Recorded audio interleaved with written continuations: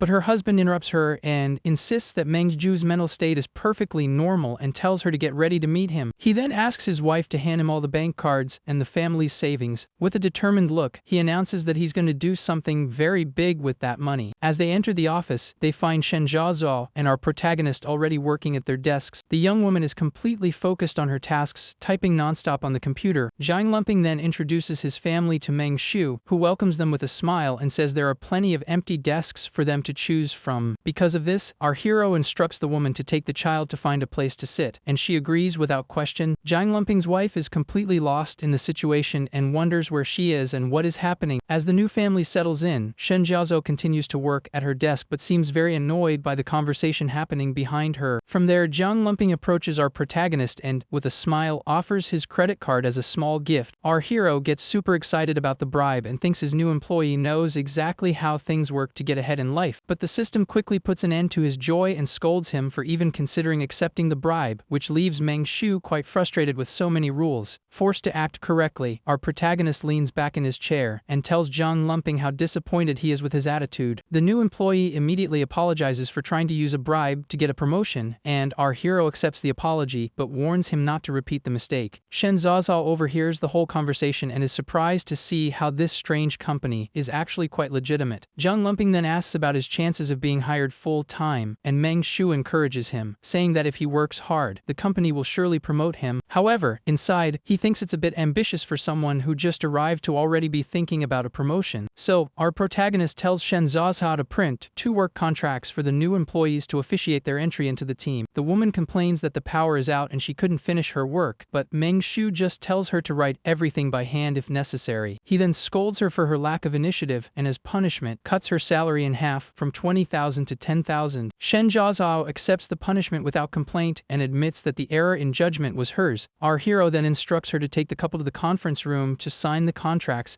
and also to make copies for Shi Wei, manager Zheng, and 2 more new employees who are on their way. With a smile, Shen Jiazhao agrees to her boss's orders, ready to carry out her tasks. Soon after, the system informs Meng Shu that the company is now fully operational and that he can hold a meeting to restructure the positions. A new task is activated to hold said meeting, and the reward is 50 experience points, 10 attribute points, and another 3 skill points. Our protagonist gets super excited about the generous reward and decides he absolutely has to hold that meeting. Without wasting time, he calls Chi Wei and manager Zhang and invites them to go with him to the meeting. He then enters the conference room and informs everyone that the meeting will start first and that the contract copies can wait. With the boss's arrival, everyone stands up as a sign of respect, showing the seriousness of the moment. Zhang Lumping then pulls out the chair for our hero to sit, showing his suck upside. His wife is confused by her husband's attitude but soon gets the message. The woman then lights up and realizes what she needs to do to please the new boss. She then approaches and offers a soda to Meng Shu, showing she knows how to play the game too. Our protagonist praises the quality of his new employees and says they are impeccable. Meanwhile, Shen Jiazhou watches the whole scene with a sour look on her face, feeling like she's being left behind. The woman then taps her pen on the table forcefully, showing her frustration. With a fiery aura around her, she stands up and declares that she is the veteran employee the boss likes the most, and that the newbies shouldn't get too full of themselves. Shen Jiazhou doesn't fall behind and offers to massage her boss's shoulders, saying he must be tired from his business trip. She boasts about being a graduate of a good university and knowing how to handle social situations, while our protagonist just enjoys the moment. The scene in the meeting room is quite bizarre, with Chi Wei, manager Zhang, and even the child sleeping soundly on the table. Our protagonist then takes a sip of his drink and finally asks for silence so everyone can calm down. With everyone's attention, he prepares to start start the company's first official meeting. He begins to restructure the company, creating 2 business divisions, one for sanitation and cleaning, and another for communication and services, with new leaders and positions for everyone. He then establishes the most important rule of the company: harmonious coexistence between humans and zombies, without any kind of discrimination. Faced with the new rule, the human employees applaud the decision, while the zombies just grunt in approval. Our hero then opens the floor for questions and says the company champions freedom of speech. With that, he gives the floor to Shen Jiazao, who seems to have something important to say. The woman asks what the company's main focus will be, and he explains that they will handle the cleaning of the building and also take calls from Wangxiang International. The system notifies him of his employees' excellent performance, and he tells her to write the contracts by hand and prepare spreadsheets to send the new couple to another company. With everything settled, our protagonist adjourns the meeting, and everyone seems satisfied with the plan of action. The system congratulates him on the decisive and efficient meeting and informs him that now he just needs to solve the problems with the other company to be able to relax. The task is completed with a perfect rating, and without a second thought, our hero puts all his new attribute points into agility. With the meeting adjourned, our protagonist dismisses all the employees, but as he leaves the room, he finds Chi Wei and manager Zhang enjoying a snack. He stands there watching the scene while the two continue their feast without even noticing the boss's presence. Suddenly, the red crystal he wears as a necklace begins to glow intensely. With the glow, the 2 creatures stop eating immediately and look at him, completely mesmerized. Our hero then realizes what's happening and holds the necklace, asking if that's what they want. Like 2 puppies, they get super excited, and our protagonist discovers that it's an evolution crystal. With this new discovery, he now has the perfect tool to control his zombie employees. He then turns to the human employees and tells them to finish the contracts and tidy up the office. With a confident smile, our protagonist declares that they have 3 days to clean the entire building and turn it into a real company. He then dangles the crystal on the end of a stick and tells them to find out what that ruby does as quickly as possible. The system then displays a detailed description of the item, which is a basic, strength-type evolution crystal, but it has a high chance of viral infection. Our hero analyzes the information and understands that eating the crystal grants a strength enhancement. With a mischievous smile, he thinks he's found the best way to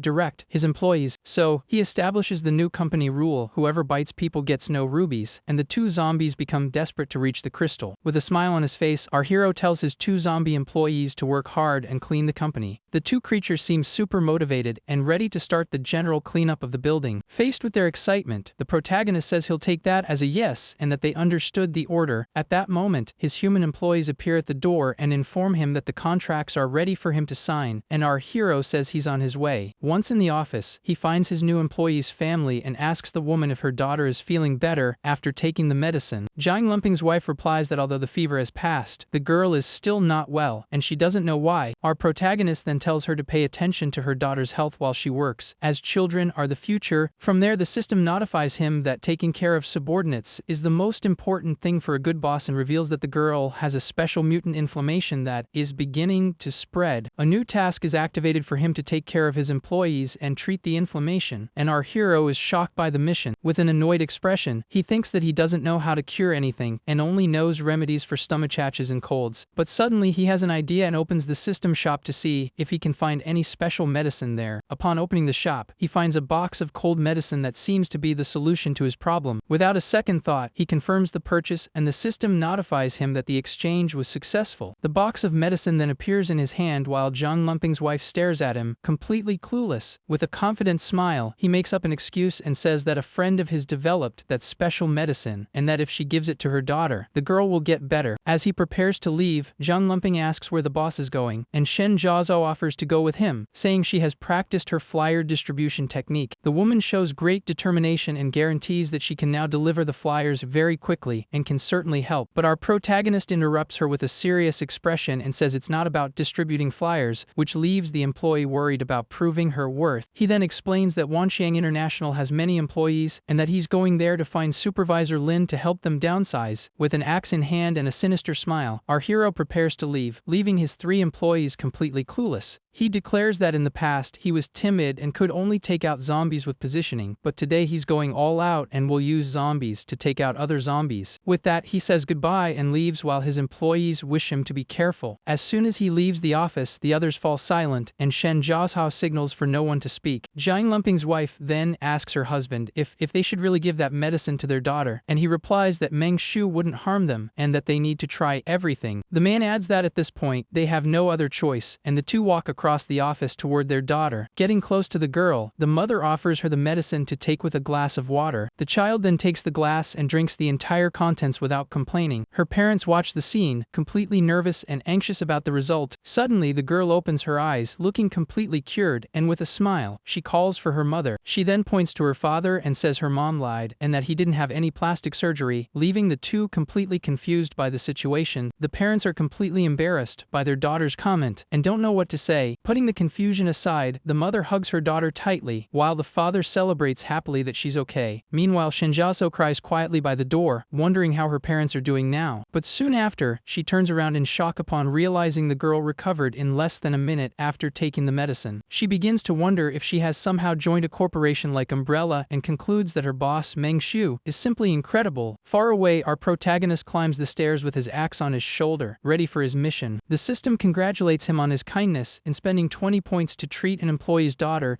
and says it's proud that he hasn't lost his humanity. The task is completed with a super perfect rating, and he gains 15 experience, 50,000 in cash, 5 points, and another attribute point. In addition, he unlocks a secret achievement of being talented and virtuous, which gives him another half attribute point and 5,000 in cash. Our hero is super happy with the praise and even asks the system to keep complimenting him because he loves hearing it. With a smug smile, he decides to add his new points to spirit and reaches level 20 so that no one will dare say his mental state isn't normal again. He analyzes his stats and concludes that although good, his constitution and spirit are still low and decides that next time he will focus on maximizing his speed first. Continuing on his way, he comes across two zombies at the top of the stairs, blocking the passage. The two creatures are level 1 zombies and seem ready to attack at any moment. With a determined look, our protagonist declares that in the apocalypse, having too many employees isn't good for business, and he's going to help them downsize. With that, he advances and lays off the first employee with an axe swing for poor customer service. After dealing with the first one, our hero runs up the stairs towards the next target. He then lays off the second creature for a lack of basic professional competence. With the path clear, he climbs the blood-stained stairs and hears noises coming from behind a large wooden door. With a mocking smile and a dirty face, he comments that he's being honored with a grand reception. He stops in front of the door, introduces himself as Meng Shu from Peace and Order, and announces that he's here to help with the downsizing. Upon entering the office, he is faced with another horde of zombies, and the battle resumes. Our protagonist moves with agility and lands a solid hit on a zombie with his axe. He continues the deadly dance, dodging attacks and counter-attacking non-stop. A satisfied smile appears on his face as he enjoys the cleanup. In a short time, the office floor is covered with laid-off employees, and our hero declares the job done. He then approaches the last door and tells Supervisor Lin not to get so excited, as he feels honored to help with the layoffs, and even offers him a job at his company. Meanwhile, outside the building, life seems to follow its chaotic course. But in a nearby fruit shop, a familiar face peeks through the window. The blonde guy who had fled before watches the street from his hideout, which is also filled with defeated creatures. With an air of superiority, the blonde guy, who we now know is named Meng Zunpeng, a former deputy manager of Wanxiang International, declares that no one should fight him for resources. Accompanied by another survivor, he threatens that otherwise, he will finish off everyone who gets in his way. With a sadistic smile, he comments that the apocalypse is great because he can do whatever he wants without consequences, and that it would be nice if more survivors showed up for him to play with. Suddenly, he notices someone approaching and tells his two companions to work faster. Peeking through the window, he is completely shocked by what he sees outside. He doesn't understand how a human is walking with zombies, and how the creatures seem to be moving. Suddenly, something even more bizarre happens, and a fried chicken stall comes flying down the street. The guy is completely panicked and wonders what the heck that is. Meanwhile, the system informs our protagonist that all of Wanxiang International's night shift employees have been laid off and that he has 3 new options. The first phase of the task was completed successfully, and he receives experience points and 500,000 in cash. Even the zombie manager comments that throwing the old manager in the trash might complicate future collaborations. With a determined look, our hero chooses the first option, which is to continue the fight. The other options were to expand gradually or to seek a win-win cooperation with the other company. He decides to add his 1.5 point to agility, but then thinks better of it and decides to save the experience points for now. Looking at the building, he declares that he won't feel at ease until he has full control of the place. At that moment, the system notifies him that employee K3, the leader of Team 1 of the sanitation and cleaning department, has arrived at the designated location. Our protagonist looks at the fried chicken stall and realizes this means he can do missions while eating. With that, he approaches his new employee, a red-haired zombie zombie and praises him for having worked hard on his journey. Hiding in his hideout, Meng Zumping is completely shocked by the scene and wonders if he's going crazy, as he doesn't understand anything he's seeing. Our hero then gives the first order to the new employee, Li Xiang, which is to clear all the zombies from the second and third floors and then cooperate with the others for a complete cleanup. Without wasting time, he sends the creature to start the job, and the chicken stall shoots off at high speed. The red-haired zombie then leaps forward, ready to carry out its first cleaning mission. With impressive speed, the creature advances toward the building to begin the heavy lifting. Back in the hideout, Meng Zumping watches the scene, and one of his companions recognizes the zombie manager as the manager from the building downstairs. The blonde guy becomes curious about the situation and decides he needs to go see up close what makes that zombie different from the others. The scene then changes, showing the grandeur of the city's buildings, which are now in complete chaos. Our protagonist walks down a now clean hallway and praises the work, saying everything is orderly and full of vitality. Upon arriving at the office, the new employee couple greets him enthusiastically, calling for their boss. Soon after, the two bow in gratitude and say that Director Meng is the savior of their family. With a smile, our hero says that if they really want to thank him, they should just work hard to improve the company's productivity and become full-time employees soon. The couple then assures him they will do their best, and even the little girl thanks Uncle Meng, a bit scared of his appearance. Zhang Lumping scolds his daughter and says she should call him Grandpa Meng, but the girl replies that he's too young for that. The man thinks he wants more than that. He wants to venerate Director Meng as an ancestor because, without him, he would be nowhere. The little girl then calls our protagonist Grandpa Meng, and he pats her on the head, saying she is the future of peace and order. With a sinister smile, our hero thinks that if Director Meng pats you on the head, you'll happily work overtime. He then gives a speech to his employees and says the company is just starting and that after they clean the 4th floor, everyone should go clean the other floors. The new family applauds the boss's speech, completely inspired by his words. Our protagonist says goodbye, saying he has some business plans to take care of, and tells everyone to get back to work. Suddenly, a system notification appears, informing him that his employee, Zhang Tao, had a work accident and passed away, which leaves our hero confused. He panics when he sees he has to pay a compensation of 1.14 million yuan. Soon after, the system informs him that since the employee wasn't human, the compensation was reduced to 380,000 yuan, and that he can't appeal because he doesn't have a legal department. The screen continues to explain that having a legal department could reduce the compensation even further and praises our hero for agreeing to pay the compensation. With that, he unlocks the Pioneer of Conscience achievement and gains 100,000 in cash and half an attribute point, and our protagonist breathes a sigh of relief for not having to pay the full amount. His expression changes completely, and with a furious look, he realizes that someone dared to take out one of his employees. With a wicked smile, he thinks that the next time an employee is about to go, he needs to fire them first, as termination is always cheaper. He then turns to the couple and announces that one of his best employees, Zhang Tao, a company veteran, perished while working diligently. He continues his dramatic speech and says that Zhang Tao was his right-hand man even before the company existed, and that he accompanied him through the toughest times. With an Oscar-worthy performance, he throws himself back and screams that his heart is broken over his employee's passing. His sadness soon turns to fury, and he gets up, punching the wall as he asks who was responsible for it, then summons everyone to gather. With the entire team assembled, he orders them to get the cart with 200 fried chicken strips and prepare them, but warns that no one can eat, or they'll have to deal with him. Our protagonist then warns the group of humans to be careful and not to go to other floors, and Zhang Lumping assures him they will follow orders. From there, our hero declares that it's hunting time and that only he can take out his employees. Without a second thought, he decides to use his points on agility to start his revenge. The system confirms the decision, and his agility rises to 18, approaching human limits. Outside, a horde of zombies walks aimlessly down the street. Soon after, our protagonist and his two zombie companions, the creatures, ready to clear a path. With a command, our hero sends his two bodyguards forward, and they shoot off at high speed. The red-haired zombie leads the attack, its eyes glowing with fury. It lands a powerful punch on the head of one of the monsters. The creature continues its massacre and clears the path with ease, sending the other zombies flying. Its face shows all its fury as it advances non-stop. Their charge leads them straight to the fruit shop, where the enemy is hiding. Inside the fruit shop, Meng Zunping is in the middle of the carnage he himself caused to survive. He analyzes a piece of what's left of the zombie manager, not understanding why that creature was moving bodies, instead of just attacking like the others. Suddenly, the silence is broken by loud bangs on the shop's metal door. The blonde guy tenses up and wonders who could be knocking on the front shop door with all that chaos outside. Very cautiously, he goes to the window and peeks through a crack in the curtain to find out who it is. The street outside has turned into a real cemetery, with the bodies of all the zombies that attacked him scattered on the ground. One of his companions is completely shocked and wonders if all the creatures were really defeated. Meng Sunping then realizes there is still one zombie alive, banging on the glass door, but seems quite confident about the situation. A malicious smile appears on his face as he continues to watch what's happening. Outside, our protagonist stands with his axe in hand, all grimy, showing who is responsible for the cleanup. The blonde guy is terrified upon recognizing our hero and realizes he was the guy controlling the zombies, wondering if he was seeing. Meng Shu laments that unfortunately, there is a human at the location where his employee was taken down and reflects that he can't just attack a person over a zombie. Because of this, he knocks on the shop door and yells for them to open up because they need to talk about something important. Meng Zumping is surprised to hear the voice and realizes the man outside is human. With a psychotic smile, he concludes that since his opponent is human, there's no other way out but to fight to the end. The blonde guy opens the shop door and, with a fake smile, apologizes to our hero, saying that times are tough and he was a bit too tense. He then introduces himself as Meng Junpeng, the deputy manager of Wangxiang International, and asks for the protagonist's name, trying to seem friendly. Our hero immediately realizes the guy is a venomous snake and that all this kindness is just a trap. Even so, he decides to play along and introduces himself as Meng Shu. The blonde guy gets all excited to find out they have the same last name and even jokes that they could be from the same family 500 years ago. With a smile, our protagonist agrees with the idea and says it's quite likely, but inside, he's already suspicious and decides to use his raid people ability to find out the truth about this guy. The system screen reveals that Meng Zunpeng is a level 3 corporate executive and also a psychologically disturbed killer who can level up if he takes out 4 more people. The guy then invites him to come in and talk, saying it's not safe outside. Our protagonist accepts the invitation and enters the shop, while the blonde guy thinks he's a real sucker, but before he could finish the thought, our hero turns the tables with a surprise kick. The blow lands squarely and sends Meng Zunpeng flying into the shop. With that, the guy falls to the ground, completely stunned and not understanding how he was tricked like that. With his foot on the enemy's back, our protagonist glares at him furiously and asks who gave him the nerve to take out one of his employees. The scene then pans away from the fruit shop, showing that our hero's revenge is just beginning. With a furious look, our protagonist accuses him of having taken out not only old Lu from the fruit shop, but also the other people who were in the alley. With his foot on Meng Zunpen's head, he stops him from speaking and glares at him with contempt. Then, our hero lands a powerful kick on the guy and yells that he's a beast who doesn't deserve to carry the Meng surname. Lying on the ground, the blonde guy begs for his life and says he was just trying to protect himself and that he's willing to work like a slave to be spared. The protagonist faces him with the axe in hand and recites his rights as if he were a police officer, warning that anything he says can and will be used against him. With a mischievous smile, our hero offers a chance of survival and says that everyone makes mistakes. From there, one of his zombie employees appears at the door with a threatening look. Meng Su then says that everything is understood without words as the creature approaches the kneeling guy. Putting revenge aside, he calls Chi Wei and tells her to start gathering the fruit from the shop. The red-haired zombie glares at Meng Shumping with a sinister smile, ready to teach the guy a lesson. Meanwhile, our hero has already started looting the shop and leaves carrying a box of apples. The system then scolds him for his vulgar attitude and informs him that Meng Zunpeng's favorability with him is now -100. The screen continues, saying the system is embarrassed by his speed at getting into trouble and recommends he create a legal department as soon as possible. Our protagonist reflects on the situation and concludes that he really needs a legal department so that compensation for employee incidents will be lower. Suddenly, he remembers the lawyer, Zhang Wei, who is on the floor above and realizes he's the perfect candidate for the job. Back at the fruit shop, our protagonist organizes the loot and tells Chi Wei to stop messing with the fruit, as she'll be responsible for carrying the mineral water. He then stops and stares at her with a serious expression, as if he noticed something different about her. The woman turns to him with a confused look, and suddenly her appearance seems much prettier, and even a glow of roses appears around her. Our hero is surprised and comments that her face seems to have gotten a little prettier than before. A system screen then appears, showing that she is now a level 1 zombie cleaner, and our protagonist concludes that even though she didn't do anything, leveling up is always good. The red-haired zombie roars behind them, and Meng Shu sighs, saying it seems Deputy Manager Meng didn't win the fight. Soon after, the creature drags the blonde guy out, who now seems to have turned into a zombie as well. The system shows that his favorability with our hero is at -100%, and Meng Shu wonders if he really needs to hate him that much. Faced with the situation, he decides to officially appoint Meng Zunpeng as the company's security dog with a salary of 8,000, and the system confirms the employment. With that, our protagonist gives the first order to his new employee, which is to go up and carry Zhang Ta's body to bury it somewhere empty, After settling everything, he returns to the office with his axe in hand, feeling victorious. As soon as he enters, his employees welcome him back, and Shen Jiazhao informs him that the 200 chicken strips he ordered are ready. With a proud smile, the woman explains that it was a team effort and asks if the department did well. Our hero then gives a thumbs up and says their work was excellent. Zhang Lumping and Shen Jiazhao exchange a knowing glance, showing the new team dynamic. Shen Jiazhao tells Director Meng that they heard about Zhang Tao's passing and that their hearts are broken, then presents a small gift on behalf of the group. The little girl then shows a bunch of colorful paper cranes they folded for Grandpa Meng. Our protagonist thanks them for the gesture and says that Zhang Tao will surely be happy and that he has already avenged him and brought in a new employee for the security department. Zhang Lumping's wife praises her husband for knowing exactly what the boss likes, and he replies that it was easy because he just went with the flow. With a serious expression, the man defends his boss and says that Director Meng's thinking is just ahead of its time. Our hero then says that since everyone has been so thoughtful, he has a new task for them, which is to go down and get the water and fruit resources he looted. He distributes 5 fried chicken strips to each of them and warns that the cost will be deducted from their salaries. Then, our protagonist calls Shen Zhao to go with him to get the rest of the chicken strips. Once in the hallway, the woman calls for Director Meng, somewhat hesitantly. She then holds his arm, which surprises him and leaves him confused by her action. With her hand stained with our hero's grime, she remains silent for a moment. He then tells her to prepare a simple contract to hire the lawyer Zhang for the company's new legal department. The woman is confused and asks if he's talking about the same lawyer Zhang who turned into a zombie. Our protagonist confirms with a smile and says the company is growing and a legal department is indispensable. Back in the office, Shen Jiazhao works on her computer, while the new employee couple cleans the place. The employee couple watches Shen Jiazhao from a distance, and the woman comments that since the girl came back from upstairs with Director Meng, she has been a bit out of it. The employee is traumatized by recent memories of her boss discussing legal matters, selling fried chicken, and educating employees in a very peculiar way. Our protagonist then claps his hands to get everyone's attention and prepares to make an important announcement. With a smile, he introduces the new hire for the legal department, lawyer Zhang, who peeks through the door with a disgusted look. A system screen appears, detailing that the new employee is a level 1 zombie and a level 4 lawyer, and that his presence in the company reduces compensation by 5 times. Our hero welcomes the new colleague and says they will work together to make the company grow, and the zombie lawyer just growls in response. Meng Shu is super satisfied with the new hire and thinks that the lawyer voluntarily accepted a pay cut and that his ability to reduce compensation was totally worth it. He then announces that the company's next task is to go down to the underground garage to transport the fruit they looted from the shop. The scene then shifts to a dark, destroyed city street, showing the chaos of the apocalypse. A large white bus emerges amidst the rubble, its headlights cutting through the darkness of the night. Inside the vehicle, several survivors cry in lament as they are escorted by heavily armed soldiers. One of the survivors, a man named Wen Yuan, feels relieved to have been rescued by the army and believes he wouldn't have survived the night alone. He looks at the other passengers and sighs, wondering how the world could have turned into a living nightmare overnight. Suddenly, a young man approaches him and introduces himself as Chen Bin, an architecture student who attended one of his lectures. The young man then leans in with a smile and tells Dean Wen that he doesn't live nearby. Wen Yuan shakes the young man's hand, confused by the situation. Suddenly, the young man's eyes glow red, and with a sinister smile, he reveals that he came there specifically to find him. With superhuman strength, he pulls the dean close while the man screams for help. One of the soldiers hears the screams and runs to see what's happening. The young man threatens Wen Yuan and says that if he doesn't perish, the grand plan to purify the world will be difficult to achieve, which leaves the dean completely terrified. The soldier arrives and asks what the young man said with a suspicious expression. 2 other soldiers approach and face the young man, ready to intervene. Without hesitation, the young man attacks one of the soldiers with a quick and precise blow. The other soldier reacts quickly and points his weapon at the aggressor. With a burst of gunfire, the soldier tries to stop the young man who is running towards him. Even after being hit by several shots, the young man continues to advance without slowing down. With impressive agility, he leaps over the bus seats. The bus driver is completely shocked to see the scene in the rearview mirror. Without wasting time, the young man reaches the front of the vehicle and threatens the driver. With a single punch, he shatters the glass and hits the driver squarely. The impact of the punch shatters the windshield, and the driver passes out instantly. From there, the bus loses control and Chen Bin jumps out while the soldiers unload their weapons on him. The shots hit the young man directly, but he seems not to care about the injuries at all. Inside, one of the soldiers takes the wheel and tries to turn the bus sharply to stop the vehicle. Soon after, the same soldier jumps out of the moving bus to save himself from the crash. With the sharp maneuver, the bus flips and slides down the street amidst sparks and smoke. Amidst the wreckage, Chen Bin's hand emerges, showing that he survived the crash without a problem. He then climbs climbs on top of the overturned vehicle and wipes the corner of his mouth with a calm expression. One of the surviving soldiers gets up and points his weapon at the young man, ready to continue the fight. The soldier identifies him as an anti-social husper and declares that he needs to be taken down immediately. A flashback reveals that they received direct orders from their superiors to neutralize any anti-social espers they encountered. Determined to follow his orders, the soldier opens fire again on Chen Bin. With the new burst of gunfire, the young man is finally knocked off the top of the bus and falls to the ground. Even covered in wounds and bleeding heavily, Chen Bin starts to get up as if nothing had happened. The soldier is completely shocked by the scene and can't believe the young man is still alive. The young man uses a briefcase as an improvised shield as more soldiers approach for backup. The military continues to fire nonstop, determined to end this threat once and for all. Even with bullets piercing his body, Chen Bin's eyes glow red, and he advances without showing any pain. He finally reaches one of the soldiers, who calls him a monster in terror, and then attacks him without mercy. While the chaos unfolds, Wenyuan takes advantage of the distraction to climb on top of the bus and escape. With an expression of pure terror, he looks at the battle scene, completely shocked. Without a second thought, the dean jumps to the other side of the vehicle to escape. From there, he runs through the dark, destroyed city streets, disappearing into the night. In a military command center, an officer reports that the rescue mission has failed and Wenyuan's whereabouts are unknown. They begin to discuss the attackers, who call themselves the Hosen. A high-ranking officer looks concerned and reveals that this is not the first attack, and that the safe zone has been suffering from disappearances and zombie infiltrations. It is revealed that they had already captured one of these individuals, who said that the zombie crisis is a test from a lord, and that their ritual involves ending the lives of others. The officer is enraged by the information and slams his fist on the table, saying it's a cult. He reflects on the danger these people represent, as they appear normal, and remembers that the initial virus outbreak greatly weakened their military forces. Faced with the grave situation, he gives the difficult order to abandon some cities and retreat to shrink the perimeter of the safe zone. Exhausted, he leans back in his chair and sighs, concluding that at this moment, they can only solve one problem at a time. As night falls over the city and a red moon shines in the sky, the work at the Peace and Order Company is far from over. Our protagonist relaxes on the couch as the system congratulates him on completing another task with a perfect rating and officially names him the owner of a snack stall. With a thoughtful air, he reflects that since his customers gave him positive reviews, he will be kinder next time and won't let them suffer. But his kindness is short-lived, and with a furious expression he yells at his employees, asking who gave a bad review the last time he sold fried chicken. The scene returns to normal, and Shen Zhaozhao approaches our hero, who is now sitting on the couch with a serious expression. He complains that he can't make progress within the building and still needs more lawyers, while the president of Wangxiang International is nowhere to be found, and concludes that he needs to go out for fieldwork. The woman hears the part about fieldwork and, with a blush, thinks that Director Meng's interested gaze was for her and wonders if that's appropriate. Without even noticing her reaction, our protagonist calls her by name and tells her to prepare the minutes, as he will be going on a mission the next day. To motivate the team, the scene shows a tray full of sausage skewers prepared for the meeting. In the conference room, he points to a globe and announces that to internationalize the company, they will adopt a joint work schedule between China and the United States. With a confident smile, he details the new work schedule, which starts at 8 in the morning New York time and ends at 5 in the afternoon Beijing time. Shen Zhaozhao is completely shocked by the proposal and yells that he's too much of a capitalist. With the utmost calm, our hero ignores the protest and calls for a democratic vote, asking those who agree to raise their hand, and that those who remain silent are also in agreement. The woman stands up and protests, saying that's not fair because, besides the 3 humans, all the other employees are zombies. With a mocking smile, our protagonist scolds her for going down the wrong path and demotes her to level K3, changing her position to acting team leader with no possibility of a salary reduction. The woman is confused by the decision, and he explains that she needs to see the big picture and that the transfer to the K2 department is for her own growth. With tears in her eyes, Shen Zhaozhao realizes she's being manipulated and feels completely powerless. Our protagonist continues the meeting and announces that he will leave the next morning and that security will be handled by Shi Wei and lawyer Zheng, while the others should collect supplies. Zhang Lumping's wife praises Director Meng for being meticulous, and her husband agrees, saying that everything he says is pure wisdom and that they should write it all down. Shen Zhaozhao is disgusted by the flattery and calls the 2 of them slaves for humbling themselves so much. With a satisfied smile, our hero adjourns the meeting and tells everyone to get back to work. As soon as the others leave, the system notifies him that he has 14 experience points to distribute. Without a second thought, he decides to put all the points into his snack stall owner profession and levels up to 2, gaining more agility, constitution, and spirit. Sitting at his desk, he feels satisfied with his progress and motivates himself to keep evolving, even if it's getting harder and harder. The next morning, a new day begins in the city, which now seems a bit quieter. Outside the building, our protagonist prepares to leave for his field mission in his red car. Jiang Lumping's daughter approaches and hands him a paper crane, wishing him a safe trip. He pats the girl on the head and tells her to study hard while Grandpa Meng is away. Suddenly, he turns to Shen Zhaozhao and appoints her as the new group education manager, responsible for teaching the children. The little girl is completely confused and wonders why she still has to go to school in the middle of the apocalypse. With a smile, our hero replies that as long as the universe doesn't explode, school won't be closed. So, he says goodbye and gets into his car while his employees wish him a good trip. The protagonist speeds through the streets and thinks about his plan, which is to check the safe zone and invite new lawyers to the company. With a satisfied smile, he concludes that his plan is perfect and worthy of his genius. Suddenly, the car shakes violently and our hero is startled, not understanding what's happening. Looking ahead, he sees a man lying in the middle of the street right in front of his car. The man then gets up and reveals himself to be a zombie with red eyes and a license plate stuck to his chest. Our protagonist is annoyed that his car was damaged and warns the zombie that it chose the wrong path. Without wasting time, he floors the accelerator, ready to finish off that creature. The car shoots forward at high speed and hits the monster squarely with a powerful impact. With the crash, the creature is sent flying, but it seems that wasn't enough to stop it. Our hero looks in the rearview mirror and seeing that the zombie is still not down, he decides to use his red people ability. The system screen identifies it as a level 1 Constitution type mutant zombie. With an axe in hand, he gets out of the car and wonders if mutant zombies have become that common. He then faces the creature and yells for it to get lost, as he's not taking ride-share requests at the moment. Without any hesitation, our protagonist charges at the creature with his axe. He delivers a sequence of brutal blows against the monster. With one final move, he finishes the creature off once and for all. He then crouches next to the monster's remains and pretends to make a call, saying the situation isn't illegal and that he's hanging up. Sitting on the car's bumper, he raises a lug wrench and tells the mutant zombie that since it has no money, it can pay the compensation with crystals. Suddenly, he realizes someone is approaching from behind. It was a blue-haired zombie that our hero recognizes as Jiang Xiaqiu and comments on the coincidence of meeting again. The woman seems confused by the greeting and just growls in response. With a smile, he invites her to work with him, saying she looks presentable enough. Our protagonist then turns his attention back to the monster's remains and comments that this creature's head was much harder than the last one he faced. From within the formless mass, he pulls out a yellow evolution crystal. The system informs him that it's a Constitution-type crystal and that there's a 70% chance of turning into a zombie upon consuming it. He makes a disgusted face and says that only an idiot would eat that with such a high risk. The scene then shows our protagonist and Jiang Xiaqiu standing in front of the car. The woman stares at the crystal in his hand with a look of pure desire. Our protagonist then reflects on the difference between the gray-eyed and red-eyed zombies, but his attention soon turns to the dirt on his new companion. From there, he uses the system to buy a bottle of mineral water. With a snap of his fingers, the drink appears in his hand, ready to be used. With a charming smile, he approaches the woman and starts cleaning her face, saying that as an employee of peace and order, she needs to maintain a good image. Carefully, he continues the cleanup, wiping the dirt from her arms and showing a more chivalrous side. After the cleanup, he realizes her clothes don't match her new position in the company and suggests she should change. Soon after, our hero gets all flustered and says he's a gentleman, while the system warns him that taking a girl's clothes off without permission is harassment. Annoyed by the interruption, he argues with the system, which corrects his logic and states that silence means consent. The protagonist is completely confused, thinking there's nothing wrong with personally helping a subordinate get dressed. Without wasting any more time on arguments, he shatters the window of a nearby clothing store. Once inside the store, he helps his new employee choose a new outfit, saying they are a big company and need to maintain their image. The woman, now with a new look and a different hairstyle, just growls in response, not understanding the situation. Our protagonist becomes thoughtful and says he forgot a detail and can't figure out the right sizes. Suddenly, he unlocks the gentleman's secret achievement, gaining 5,000 in cash and half a spirit point, but his thoughts are interrupted by screams for help from outside. Looking at the reflection in the window, he comments that probably someone else got bitten and that they can't save everyone, while Jiang Xiaqiu just growls in agreement. On second thought, he says there's a medical university nearby and that the students there could be useful, suggesting they take a look. Then, our protagonist points in the direction of the screams as a horde of zombies runs down the street. With that, the two walk through the destroyed city streets toward the source of the noise. As they get closer, they find a group of survivors cornered by a crowd of zombies in a large hall. From a distance, our hero observes the scene and realizes that one of the survivors was attacked by a human, not a zombie, and concludes there's an internal conflict in the group. With a serious look, he turns to his new companion and tells her to wait for his command to act. Without hesitation, our protagonist sneaks up behind one of the survivors who has his back to him. With his axe in hand, he He gets ready and charges at the purple-haired guy. He then delivers a direct hit to the man's back, who doesn't even notice the attack. Soon after, our hero joins the fight and helps the other survivors deal with the zombie horde. A short time later, the battle ends, and the group of survivors is left amidst the bodies of the defeated creatures. One of the men complains to the purple-haired leader for being bitten despite being one of the